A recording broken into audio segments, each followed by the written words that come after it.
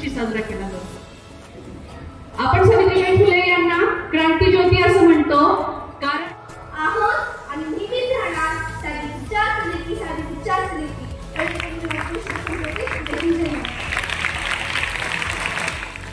that you lighted so many years earlier is enlightening millions of your daughters today.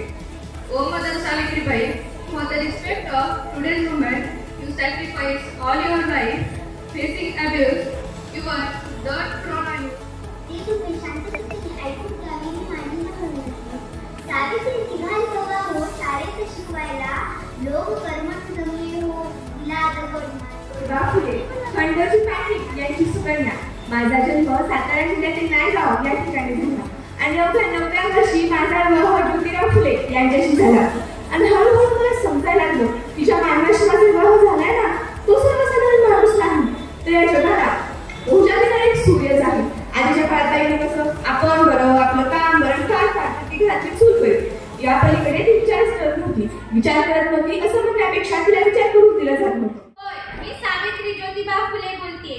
एरवी बोलले नसते, पण तुम्ही माझ्या विचारांचे घोटून प्रेम केले। तुम्ही तर चक्क मला देवी बनवून फोटो मध्ये फ्रेम केले।